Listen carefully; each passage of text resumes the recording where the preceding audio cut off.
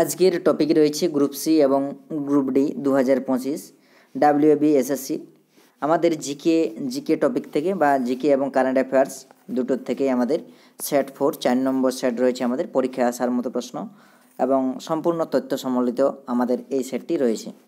তো চলো শুরু করা যাক। শুরু করার আগে প্রথমেই বলি, আমরা যারা চ্যানেলে ফার্স্ট টাইম ভিজিট করেছেন তারা অবশ্যই চ্যানেলটিকে সাবস্ক্রাইব করে বেল আইকনকে প্রেস করে রাখবেন প্রতিদিনের আপডেট পাওয়ার জন্য। এবং যারা ফ্রি পিডিএফ নিতে চাও তারা কিন্তু টেলিগ্রাম গ্রুপে জয়েন হতে পারো, ডেসক্রিপশন বক্সে লিঙ্ক দেওয়া থাকবে। ঠিক আছে, চলো শুরু করা যাক। প্রথম প্রশ্ন কী রয়েছে দেখো, বাউম্যানস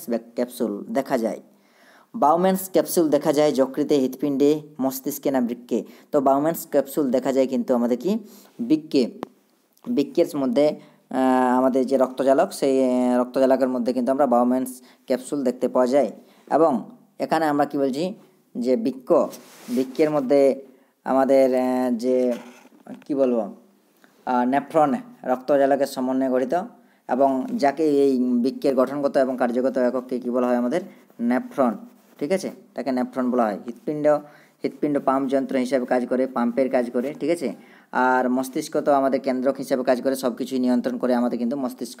আর যকৃত হচ্ছে আমাদের কিন্তু বড় গ্রন্থি হিসাবে কাজ করে, মানবদের সবচেয়ে বড় গ্রন্থি যকৃত। ঠিক আছে, চলো শুরু করুন। নেক্সট পরের প্রশ্ন কী রয়েছে দেখো, পেনিসিলিন অ্যান্টিবায়োটিক আবিষ্কার করেন। আচ্ছা, এই পেনিসিলিনই হচ্ছে আমাদের কিন্তু প্রথম আবিষ্কৃত অ্যান্টিবায়োটিক, এবং এটা আবিষ্কার করেন আলেকজান্ডার ফ্লেমিং। এটা কোথা থেকে আবিষ্কার করে? এটা হচ্ছে পেনিসিলিয়াম নোটেটাম থেকে, এক ধরনের ছত্রাক। পেনিসিলিয়াম নোটেটাম নামক এক ধরনের ছত্রাক, সেই ছত্রাক থেকে আমাদের এই পেনিসিলিন অ্যান্টিবায়োটিকটি আবিষ্কার করেন। ঠিক আছে, নেক্সট পরের প্রশ্ন দেখো কী রয়েছে, পলিথিনের মনোমার হলো। পলিথিনের মনোমারের নাম কি? পলিথিনের মনোমার নাম হচ্ছে কিন্তু ইথিলিন বা ইথিন বা ইয়াকে আমরা কি বলতে পারি? ইথিলিন বলতে পারি।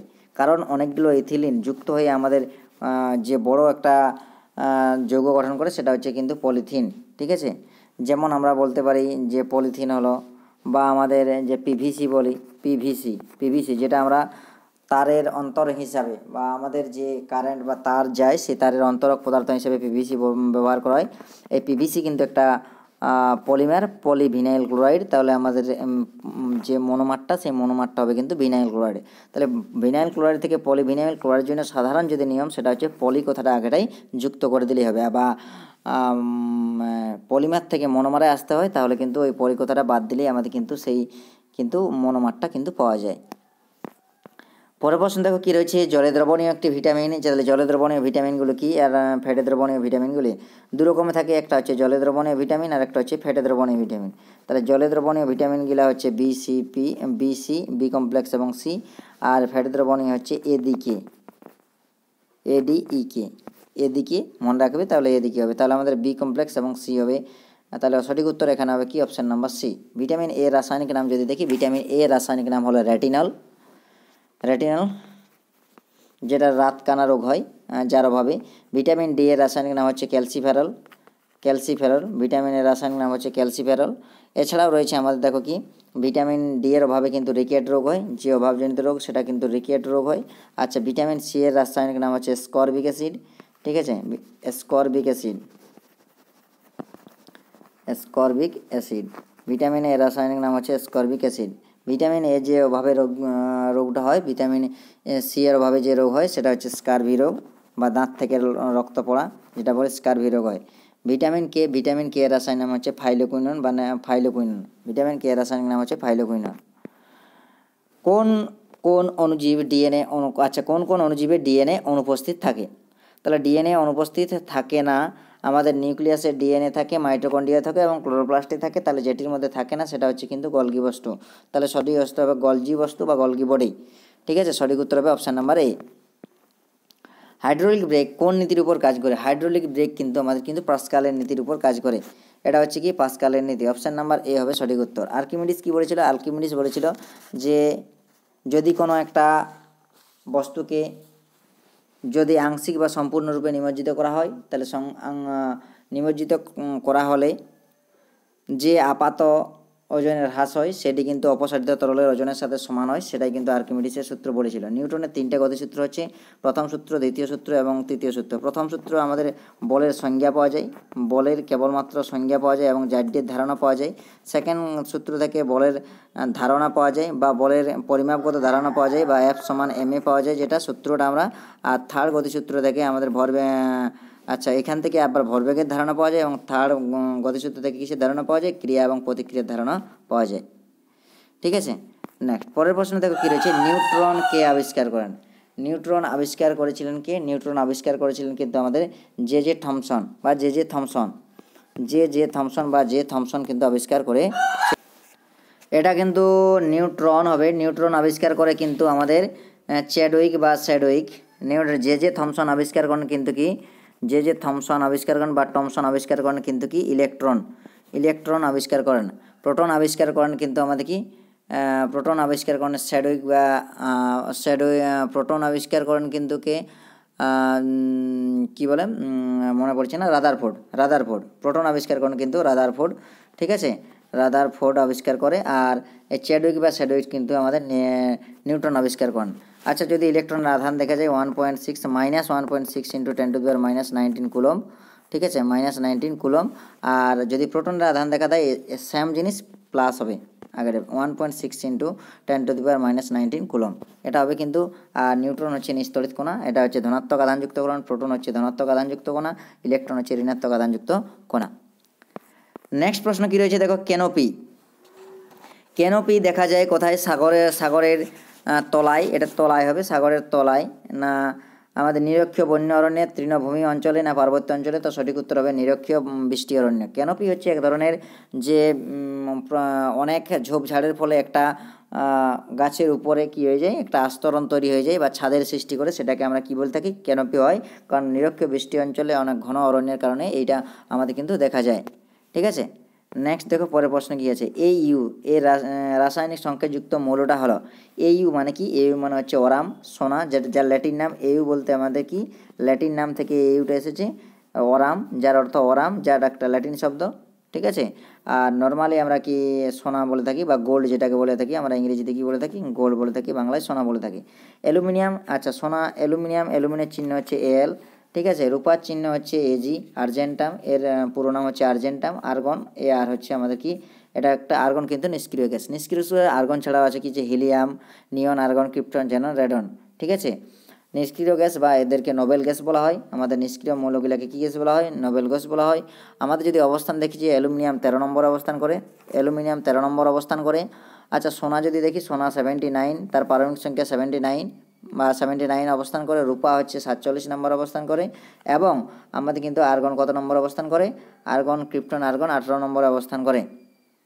হিলিয়াম, নিয়ন, আর্গন মানে 18 নম্বরে অবস্থান করে। হিলিয়াম 2 নম্বরে, নিয়ন হচ্ছে 10 নম্বরে অবস্থান করে। ঠিক আছে, আর এই নিষ্ক্রিয় গ্যাসের সবের বাইরে সর্ববহিস্থ কক্ষে প্রত্যেকটির ক্ষেত্রে 8টি করে ইলেকট্রন থাকে।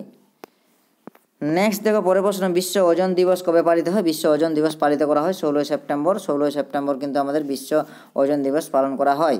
এর সংকেত, ওজনের সংকেত হচ্ছে O3। ঠিক আছে, ওজন স্তর লক্ষ্য করা যায় কোথায়? আমাদের স্ট্র্যাটোস্ফিয়ারে। ওজন স্তর, ওজন গ্যাসের প্রাধান্য যে লেয়ারটা তৈরি হয়েছে, ওজন স্তর বা স্ট্র্যাটোস্ফিয়ারে দেখতে পাওয়া যায়। প্রথমে ট্রপোস্ফিয়ার পরে স্ট্র্যাটোস্ফিয়ার, সেই দ্বিতীয় নম্বর স্তরে লক্ষ্য করা যায়। এবং এটা অতিবেগুনি হাত থেকে আমাদেরকে রক্ষা করে। ওজন স্তরটা কিন্তু কী করে? আমাদের অতিবেগুনির হাত থেকে আমাদেরকে রক্ষা করে। শ্বাসমূল দেখা যায় মরু উদ্ভিদে, জলজ উদ্ভিদে, পরজীবী উদ্ভিদে না ম্যানগ্রোভ উদ্ভিদে? তাহলে শ্বাসমূল দেখা যায় কিন্তু আমাদের কি? শ্বাসমূল দেখা যায় ম্যানগ্রোভ উদ্ভিদে। সুন্দরী, গেও, গোরান এইসব যে ম্যানগ্রোভ জাতীয় উদ্ভিদ, সেই ম্যানগ্রোভ জাতীয় শ্বাসমূল লক্ষ্য করা যায়। দেহের অনাক্রম্যতার সঙ্গে যুক্ত নয় এমন একটি কোষ হলো। কোনটি অনাক্রম্যতার সাথে যুক্ত নয়? ম্যাক্রোফাজ অবশ্যই বটে, লিম্ফোসাইট অবশ্যই বটে, এবং লোহিত রক্তকণিকা। লোহিত রক্তকণিকা কিন্তু নয়। লোহিত রক্তকণিকার কাজ হচ্ছে কিন্তু অক্সিজেন পরিবহন করা। কী পরিবহন করা? অক্সিজেন পরিবহন করা। এবং এর আকৃতি হয় ডিম্বাকার, গোলাকার, যার জন্য আমাদের অক্সিজেন পরিবহন করতে সুবিধা হয়।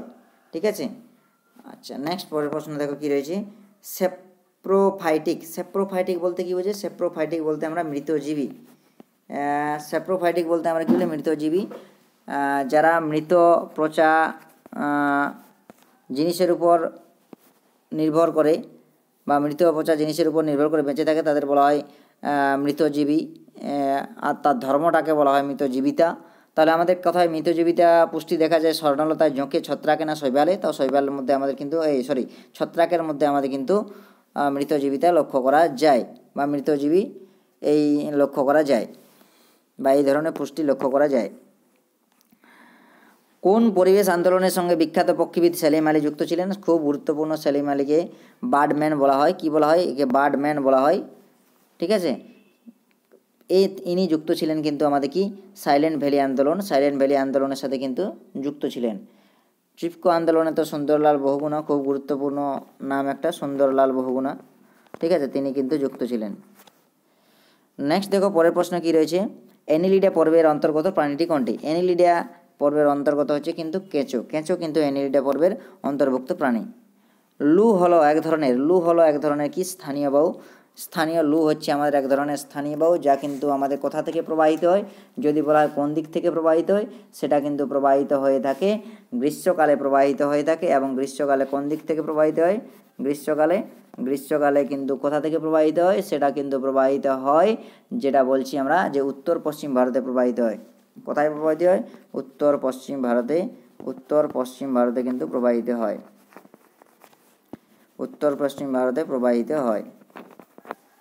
উত্তর পশ্চিম ভারতে। ঠিক আছে, নেক্সট দেখো কি হচ্ছে, আমাদের ভারতের সংবিধান অনুযায়ী রাষ্ট্রপতি শূন্যপদ কতদিনের মধ্যে পূর্ণ করতে হবে? তাই ওটা অবশ্যই কী হবে? 6 মাস হবে। 6 মাসের মধ্যে কিন্তু রাষ্ট্রপতির পদটি কিন্তু আমাদের পূরণ করতে হবে। সম্প্রতি খবরে আসা FNCS-19 কি? এটা হচ্ছে এক ধরনের কি জিন এডিটিং টুল, বা জিনকে এডিট করতে পারা যায় বা নিয়ন্ত্রণ করতে পারা যায়। সেটা হচ্ছে কিন্তু আমাদের কি FNCS-9, এটা হচ্ছে একটা জিন এডিটিং টুল। নেক্সট দেখো কি রয়েছে, ভিতরকণিকা যে জাতীয় উদ্যান কোন রাজ্যে অবস্থিত? ভিতরকণিকা জাতীয় উদ্যান কিন্তু আমাদের কোথায় অবস্থিত? উড়িষ্যা রাজ্যে কিন্তু অবস্থিত ভিতরকণিকা। এটা কি জন্য যদি বলা হয় বিখ্যাত? এটা হচ্ছে কিন্তু কুমির এবং বাঘ বা ব্যাঘ্র। ঠিক আছে, যার জন্য আমাদের এটা গুরুত্বপূর্ণ ভিতরকণিকা। নেক্সট দেখি যে ভারতে প্রথমবার ক্রিকেট বিশ্বকাপ জয় করেছিলেন। প্রথম বিশ্বকাপ জয় করেছিলেন 1883। অপশান নাম্বার সি হবে সঠিক উত্তর। 1883-তে জয়লাভ করেছিলেন। কার নেতৃত্বে? কে অধিনায়ক ছিলেন? কপিল দেবের এই প্রথম কিন্তু আমাদের কি হয়েছিল আমলে, এই কপিল দেবের আমলে 1983 খ্রিস্টাব্দে কিন্তু ক্রিকেটে বিশ্বকাপ জয় করেছিলেন। নেক্সট দেখো কী রয়েছে, দিল্লির কুতুব মিনারের গঠন সম্পূর্ণ করা হয় কার রাজত্বকালে, বা সম্পূর্ণ হয় কার রাজত্বকালে? সম্পূর্ণ হয় কিন্তু ইলতুৎমিশের রাজত্বকালে। ইলতুৎমিশের রাজত্বকালে এটা কিন্তু শেষ হয়, কিন্তু শুরু হয়েছিল কুতুবউদ্দিন আইবকের। শুরু হয় কুতুবউদ্দিন আইবকের আমলে এবং শেষ হয় আমাদের ইলতুৎমিশের আমলে শেষ হয়। ঠিক আছে, নেক্সট দেখো কী রয়েছে, নেক্সট প্রশ্ন হচ্ছে, অনিলা দেবী কোন বিখ্যাত সাহিত্যিকের ছদ্মনাম? অনিলা দেবী কোন বিখ্যাত সাহিত্যিকের ছদ্মনাম? সেটা কিন্তু শরৎচন্দ্র। শরৎচন্দ্রকে আবার কি বলা হয়? কথাশিল্পী বলা হয়। কথাশিল্পী শরৎচন্দ্র। আচ্ছা, নেক্সট প্রশ্ন কী রয়েছে? নেক্সট প্রশ্ন রয়েছে, দ্য ন্যাশনাল মেডিটেশন কনফারেন্স 2025 কোথায় অনুষ্ঠিত হয়? কোথায় অনুষ্ঠিত হয়েছে? এটা কিন্তু অনুষ্ঠিত হয়েছে অপশান নাম্বার এ, নিউ দিল্লিতে কিন্তু অনুষ্ঠিত হয়েছে। নেক্সট দেখো পরের প্রশ্ন কী রয়েছে, অশোকের আমলে বৌদ্ধ সঙ্গীত কোথায় অনুষ্ঠিত হয়েছিল? বৌদ্ধ সঙ্গীত অনুষ্ঠিত হয়েছিল কিন্তু পাটলিপুত্রে, পাটলিপুত্রে হয়েছিল, এবং সেটাকে তৃতীয় বৌদ্ধ সম্মেলন ছিল, এবং এটা হয়েছিল 250 খ্রিস্টপূর্বাব্দে। ঠিক আছে, 250 খ্রিস্টপূর্বাব্দে আমাদের কিন্তু হয়েছিল। নেক্সট দেখো কী রয়েছে, হর্নবিল উৎসব কোথায় অনুষ্ঠিত হয়? হর্নবিল উৎসব অনুষ্ঠিত হয় কিন্তু নাগাল্যান্ডে। অপশান নাম্বার সি উত্তর, নাগাল্যান্ডে। এটা ডিসেম্বর মাসের শুরুতে আমাদের কিন্তু হয়ে থাকে, এই উৎসব পালন করা হয়ে থাকে। এল লিনো, ঠিক আছে, এল লিনা বা এল লিনো, লিনা না হয় লিনো, এল নিনোটা বেশিরভাগ পাবে। এল নিনো কোন মহাসাগরের সৃষ্টি? এটা কিন্তু প্রশান্ত মহাসাগরের সৃষ্টি। ঠিক আছে, উপরতলের উষ্ণতা যখনই বৃদ্ধি পায়, সেই উপরতলের উষ্ণতা বৃদ্ধি পাওয়ার কারণে কিন্তু আমাদের উপরতলের উষ্ণতা বৃদ্ধি পেলে কিন্তু এল নিনোর প্রভাব কিন্তু লক্ষ্য করা যায়। নেক্সট দেখি রয়েছে, ওয়ার্ল্ড প্রেস ফ্রিডম ইন্ডেক্স অনুযায়ী 2025 সালে ভারতের অবস্থান কত? এটা ওয়ার্ল্ড প্রেস ফ্রিডম ইন্ডেক্স অনুযায়ী 2025 সালে ভারতের অবস্থান কিন্তু হচ্ছে অপশান নাম্বার বি, 151তম। ঠিক আছে, 151তম। আর যদি বলা কোটি দেশের মধ্যে, 180টি দেশের মধ্যে তার পজিশন 151। উইংস অফ ফায়ার আত্মজীবনী কার লেখা? এই আত্মজীবনীটা এপিজে আব্দুল কালামের লেখা, উইংস অফ ফায়ার। ঠিক আছে, তিনি একজন বিজ্ঞানী ছিলেন, তাকে মিসাইল ম্যান বলা হয় এবং প্রাক্তন রাষ্ট্রপতি ছিলেন। ঠিক আছে। নেক্সট দেখি যে মারাঠা ম্যাকিয়াভেলি নামে পরিচিত। মারাঠা ম্যাকিয়াভেলি কে পরিচিত? মারাঠা ম্যাকিয়াভেলি কিন্তু আমাদের কি নানা ফড়নবিশ লয়, এটা হচ্ছে কিন্তু ফড়নবিশ, নানা ফড়নবিশ। অপশান নাম্বার এ কিন্তু সঠিক উত্তর। এর মধ্যে কোন রোগ নির্ণয়ে RT-PCR পদ্ধতি ব্যবহার করা হয়? RT-PCR পদ্ধতি ব্যবহার কিন্তু কোভিড-19 ক্ষেত্রে আমাদের ব্যবহার করা হয়। কোভিড-19 বা করোনা ভাইরাস, যে ভাইরাসটার কারণে কোভিড-19 হয়েছিল সেটা হচ্ছে করোনা ভাইরাস। এই ভাইরাস কিন্তু আমাদের কি RNA ভাইরাস। ঠিক আছে। RNA ভাইরাস হওয়ার জন্য আমাদের কিন্তু এটা শক্তিশালী ভাইরাস। ঠিক আছে। নেক্সট প্রশ্ন। আচ্ছা, আমাদের এই 30টি প্রশ্ন ছিল। Thank you. যারা শেষ পর্যন্ত দেখেছেন তাদেরকে অসংখ্য ধন্যবাদ, এবং অবশ্যই লাইক, শেয়ার, কমেন্ট অবশ্যই করবে। ঠিক আছে। এবং বন্ধুদের সাথে অবশ্যই শেয়ার করবে। আবার বলছি, যারা PDF নিতে চাও তারা অবশ্যই টেলিগ্রাম গ্রুপে যুক্ত হয়ে যাবে এবং সেখান থেকে ফ্রি PDF ডাউনলোড করতে পারবে। ঠিক আছে। Thank you.